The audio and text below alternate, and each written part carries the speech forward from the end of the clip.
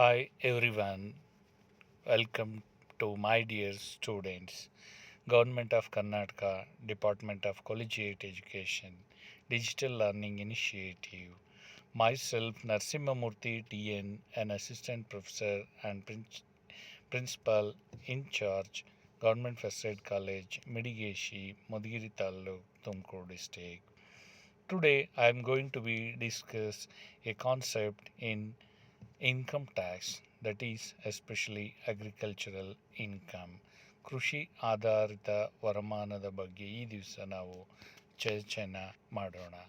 So all of us know majority of Indians earning the income under the head agricultural income.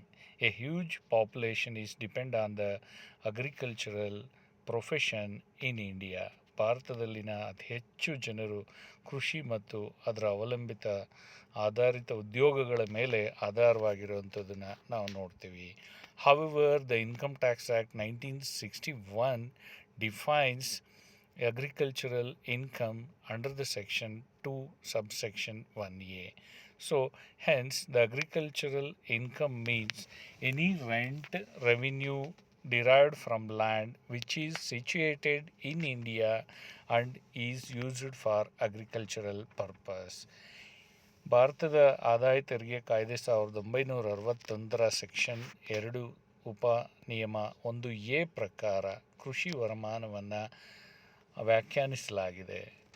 ಅದು ಏನಂತಂದರೆ ಯಾವುದೇ ವರಮಾನ, ಬಾಡಿಗೆ, ಒಂದು ಆದಾಯ, ಜಮೀನಿನ ಮೂಲಕ ಬಂದಂತಹ ಒಂದು ವರಮಾನವನ್ನು, ಕೃಷಿ ಉದ್ದೇಶಕ್ಕಾಗಿ ಬಳಸಿದಂಥ ಜಮೀನಿನಿಂದ ಬಂದಂಥ ವರಮಾನವನ್ನು ಕೃಷಿ ವರಮಾನ ಅಂತೇಳಿ ನಾವಿಲ್ಲಿ ಕರಿತೀವಿ.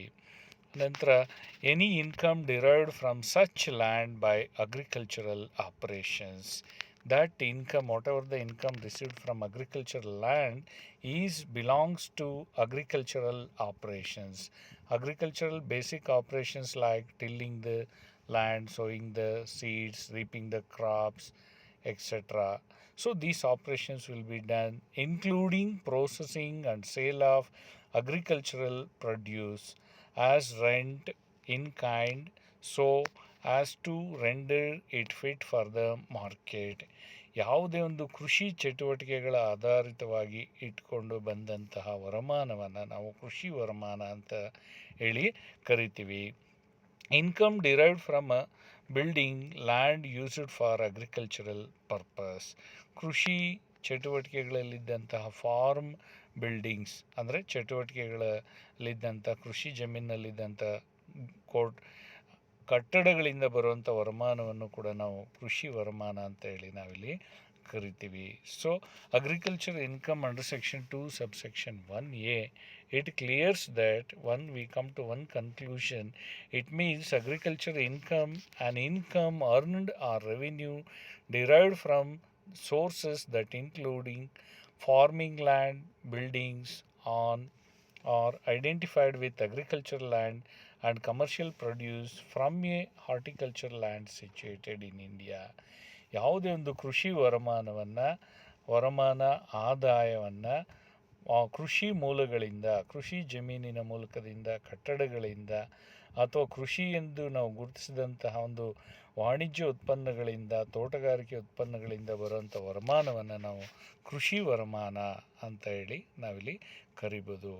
So next we'll discuss the non-agricultural income. So non-agricultural incomes are, even though they are related to agricultural land, some of the incomes which are relates to agriculture, but in the Income Tax Act 1961, it defines that it is to be treated as non-agricultural income.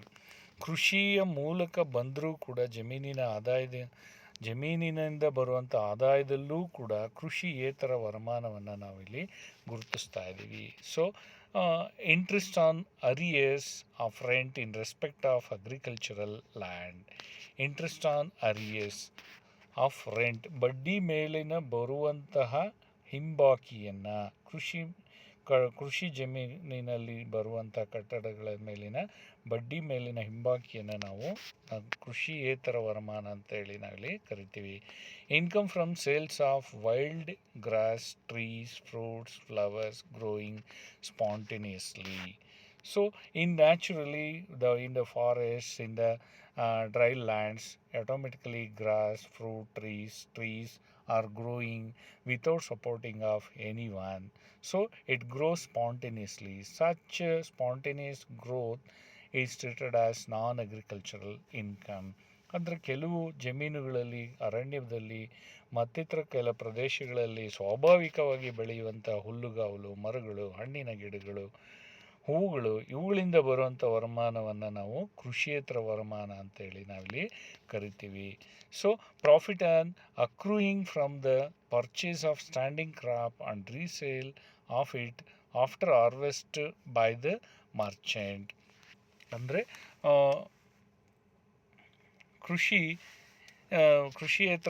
ಕೃಷಿ ಜಮೀನಿನಲ್ಲಿರುವಂತಹ ಬೆಳೆಗಳನ್ನು ತೆಗೆದುಕೊಂಡು ಮರು ಮಾರಾಟ ಮಾಡುವಂತಹ ಒಂದು ವ್ಯಾಪಾರಿಗಳಿಗೆ ಬರುವಂಥ ಲಾಭವನ್ನು ನಾವಿಲ್ಲಿ ನಾನ್ ಅಗ್ರಿಕಲ್ಚರಲ್ ಇನ್ಕಮ್ ಅಂತೇಳಿ ನಾವಿಲ್ಲಿ ಕರಿತೀವಿ. Interest received by money lender in the form of agricultural produce. Any interest received by the money lender in the form of agricultural produce. Income from sale of agricultural produce received by way of price of water supplied to land. ಕೃಷಿಯೇತರ ಒಂದು ಕೃಷಿಗೆ ಸಾಲವನ್ನು ಕೊಟ್ಟಂತಹ ಒಂದು ಸಾಹುಕಾರರು ಕೊಡುವಂತಹ ಕೃಷಿ ಉತ್ಪನ್ನಗಳನ್ನು ಮರು ಕೊಡುವಂಥ ವರಮಾನವನ್ನು, ಅದರ ಮೇಲಿನ ಬಡ್ಡಿಯನ್ನು ನಾವು ಕೃಷಿಯೇತರ ವರಮಾನ ಅಂತೇಳಿ ನಾವಿಲ್ಲಿ ಕರಿತೀವಿ. ಅದೇ ರೀತಿಯಲ್ಲಿ agricultural produce received by way of price for water supply to land. ಅಂದರೆ ಕೃಷಿ ಜಮೀನಿಗೆ ನೀರನ್ನು ಬೇರೆ ಜಮೀನಿನಿಂದ ಅಥವಾ ಬೇರೆಯವರು ಬಿಟ್ಟಿದ್ದರಿಂದ ಬರುವಂತಹ ವರಮಾನವನ್ನು ನಾವಿಲ್ಲಿ ಕೃಷಿಯೇತರ ವರಮಾನ ಅಂತೇಳಿ ನಾವಿಲ್ಲಿ ಕರಿತೀವಿ. Income from fisheries, poultry farming, butter and cheese making. Income from stone queries, royalty. Income of mines, receipt from TV serial shooting in farmhouse. Income from dairy farming, dividend received from a company engaged in agricultural operations. Any income from the fisheries or fish farms for fish rearing is also treated as a non-agricultural income. Poultry farming, butter, cheese making, and stones, royalty of mines, and any income or receipts or prices received from TV serial shooting in a farmhouse and dairy farming, and any dividend received from a company which was engaged in agricultural operations is also treated as non-agricultural income. ಮೀನುಗಾರಿಕೆಯಿಂದ, ಕೋಳಿ ಸಾಕಾಣಿಕೆಯಿಂದ, butter ಮತ್ತು ಚೀಸನ್ನು ತಯಾರಿಸೋದ್ರ ಮೂಲಕ ಬರುವಂಥ ವರಮಾನವನ್ನು ನಾವು ಕೃಷಿಯೇತರ ವರಮಾನ ಅಂತೇಳಿ ನಾವು ಕರಿತೀವಿ. ಅದೇ ರೀತಿಯಲ್ಲಿ ಗಣಿಗಾರಿಕೆ, ರಾಜಧನ, ಗೌರವಧನ, ಗಣಿಗಳಿಂದ ಬರುವಂಥ ಇವುಗಳು ಮತ್ತು ಟಿ ವಿ ಸೀರಿಯಲ್ಗಳನ್ನು ಒಂದು ಜಮೀನಿನಲ್ಲಿರುವಂಥ ಫಾರ್ಮ್ ಹೌಸ್ಗಳಲ್ಲಿ ಶೂಟ್ ಮಾಡೋದ್ರಿಂದ ಬರುವಂಥ ಗೌರವಧನ, ಆನಂತರ ಡೈರಿಯನ್ನು ನಿರ್ವಹಣೆ ಮಾಡೋದರಿಂದ, ಆನಂತರ ಕೃಷಿಯಲ್ಲಿ ತೊಡಗಿರುವಂತಹ ಕಂಪನಿಗಳಿಂದ ಬರುವಂತಹ ಲಾಭಾಂಶವನ್ನು ನಾವು ಕೂಡ ನಾನ್ ಅಗ್ರಿಕಲ್ಚರಲ್ ಇನ್ಕಮ್ ಅಂತೇಳಿ ನಾವಿಲ್ಲಿ ಕರಿತೀವಿ. ಹಾಗಾದರೆ ನಾವು ಈ ಕೃಷಿ ವರಮಾನವನ್ನು ಹೇಗೆ ತೆರಿಗೆಗೆ ಒಳಪಡಿಸ್ತೀವಿ ಅನ್ನೋದನ್ನು ನಾವು ನೋಡ್ಬೋದು.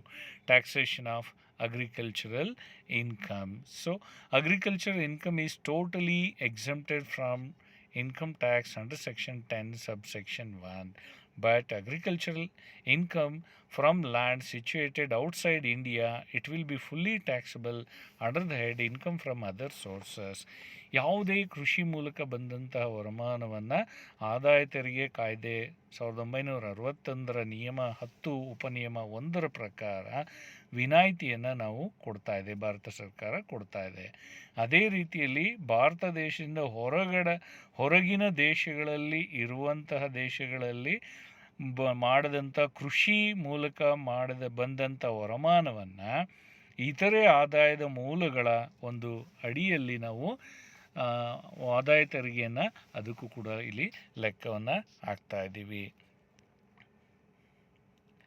ಆನಂತರ ಹಾಗಾದರೆ ಇಲ್ಲಿ ನಾವು ಪಾರ್ಷಿಯಲ್ ಅಗ್ರಿಕಲ್ಚರಲ್ ಇನ್ಕಮ್, ಯಾವುದು ಭಾಗಶಃ ವರಮಾನ, ಯಾವುದು ಕೃಷಿ ಭಾಗಶಃ ಕೃಷಿ ವರಮಾನ, ಯಾವುದು ಪೂರ ಕೃಷಿ ವರಮಾನ ಅನ್ನೋದನ್ನು ನಾವಿಲ್ಲಿ ನೋಡಬೇಕಾಗುತ್ತೆ. So however the agricultural income which is to be partially decided whether it is agricultural or non-agricultural income. So here the income growing and manufacturing tea in India, 60% is agricultural income and 40% is non-agricultural income. Coffee grown and cured, in this case 75% of income from coffee grown and cured is treated as agricultural income, and 25% of coffee grown and cured income is treated as non-agricultural income. Coffee grown, cured, roasted and grounded by the seller in India, in this case 60% of income is treated as non-agricultural income, and 40% of this income is treated as non-agricultural income. 60% is agricultural and 40% is non-agricultural income. And lastly, rubber manufacturing business. Rubber manufacturing business, 65% of income is treated as agricultural income. 35% of rubber manufacturing business is treated as non-agricultural income. So ಭಾಗಶಃ ಕೃಷಿ ವರಮಾನ ಅಥವಾ ಕೃಷಿಯೇತರ ವರಮಾನ ಅನ್ನೋದನ್ನು ನಾವಿಲ್ಲಿ ವಿಂಗಡಣೆಯನ್ನು ಮಾಡಬೇಕಾಗುತ್ತೆ. ಭಾರತದಲ್ಲೇ ಟೀಯನ್ನು ಉತ್ಪಾದನೆ ಮಾಡಿ ಬೆಳವಣಿಗೆ ಮಾಡುವಂಥ ಒಂದು ವಿಧಾನದಲ್ಲಿ 60% ಕೃಷಿ ವರಮಾನ ಹಾಗೂ 40% ಕೃಷಿಯೇತರ ವರಮಾನ ಅಂತೇಳಿ ನಾವು ಅದನ್ನು ವಿಂಗಡಣೆಯನ್ನು ಮಾಡ್ತೀವಿ. ಅದೇ ರೀತಿಯಲ್ಲಿ ಕಾಫಿಯನ್ನು ಬೆಳೆದು ಅದನ್ನು ಒಣಗಿಸಿ ಇದು ಮಾಡುವಂಥ ಒಂದು ವೃತ್ತಿಯಲ್ಲಿ 75% ಆದಾಯವನ್ನು ನಾವು ಕೃಷಿ ವರಮಾನವಾಗಿ, ಉಳಿದ 25% ಮೊತ್ತವನ್ನು ಕೃಷಿಯೇತರ ವರಮಾನವಾಗಿ ನಾವಿಲ್ಲಿ ಲೆಕ್ಕವನ್ನು ಹಾಕಲಾಗುತ್ತೆ. ಅದೇ ರೀತಿಯಲ್ಲಿ ಕಾಫಿಯನ್ನು ಬೆಳೆದು ಒಣಗಿಸಿ ಅದನ್ನು ಸುಟ್ಟು ಮತ್ತು ಪುಡಿ ಮಾಡಿ ಭಾರತದಲ್ಲಿ ಮಾರಾಟ ಮಾಡುವಂಥ ಒಂದು ಸನ್ನಿವೇಶದಲ್ಲಿ ಅದನ್ನು ನಾವು 60% ವರಮಾನವನ್ನು ನಾವು ಕೃಷಿ ವರಮಾನ ಮತ್ತು 40% ಮೊತ್ತವನ್ನು ಕೃಷಿಯೇತರ ವರಮಾನವಾಗಿ ನಾವಿಲ್ಲಿ ನೋಡ್ತೀವಿ. ಅದೇ ರೀತಿಯಲ್ಲಿ ರಬ್ಬರ್ ಉತ್ಪಾದನೆಯ ಒಂದು ವ್ಯವಹಾರದಲ್ಲಿ 65% ವರಮಾನವನ್ನು ಕೃಷಿ ವರಮಾನವಾಗಿ, 35% ಕೃಷಿಯೇತರ ವರಮಾನವಾಗಿ ನಾವಿಲ್ಲಿ ತಗೊಳ್ತೀವಿ. ಆನಂತರ ಪಾರ್ಷಿಯಲ್ ಇಂಟಿಗ್ರೇಷನ್ ಅಂತೇಳಿ ನಾವಿಲ್ಲಿ ಕರಿತೀವಿ.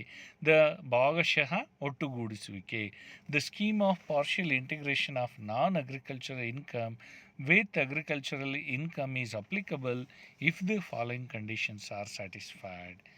ಈ ಕೆಳಗಿನ ನಿಯಮಗಳನ್ನು ಸಂತೃಪ್ತಿಪಡಿಸಿದಂಥ ಸಂದರ್ಭದಲ್ಲಿ, ಒಪ್ಪಿಗೆ ಕೊಟ್ಟಂಥ ಸಂದರ್ಭದಲ್ಲಿ ಪಾರ್ಷಿಯಲ್ ಇಂಟಿಗ್ರೇಷನನ್ನು, ಕೃಷಿ ಮತ್ತು ಕೃಷಿಯೇತರ ವರಮಾನವನ್ನು ಒಗ್ಗೂಡಿಸುವಿಕೆಯನ್ನು ನಾವಿಲ್ಲಿ ಇದು ಮಾಡ್ತೀವಿ. So here the tax pair is an individual, an Hindu undivided family, a body of individual, an association of persons, or an artificial juridical person. The taxpayer has non-agricultural income exceeding the amount of exemption limit. Under these cases, we are going to be make partial integration, and the agricultural income of taxpayer is exceeds rupees 5,000. So in this case, we are going to be calculated the partial integration of agricultural income. So thank you viewers, thank you very much.